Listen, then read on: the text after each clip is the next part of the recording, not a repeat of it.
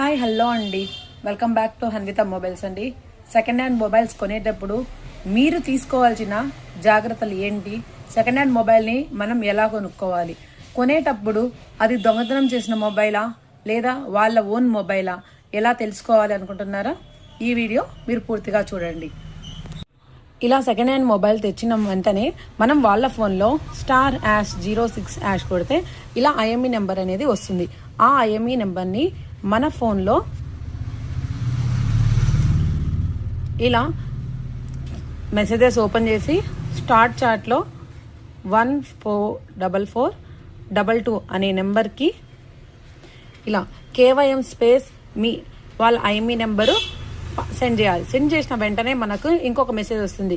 ఆ ఫోన్లో వచ్చే మెసేజ్ ఇలా వస్తుంది. ఇక్కడ బ్రాండ్ దగ్గర పోకో ఇలా మోడల్ నేమ్ వస్తుంది.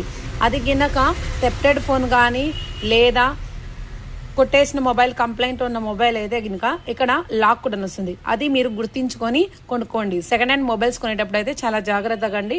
మొబైల్స్ అనేది దొంగతనం చేసిన మొబైల్స్ కూడా అమ్మడం అనేది జరుగుతుంది. కాబట్టి టేక్ కేర్ అండి, జాగ్రత్త. Once again, keep shopping Hanvita Mobiles.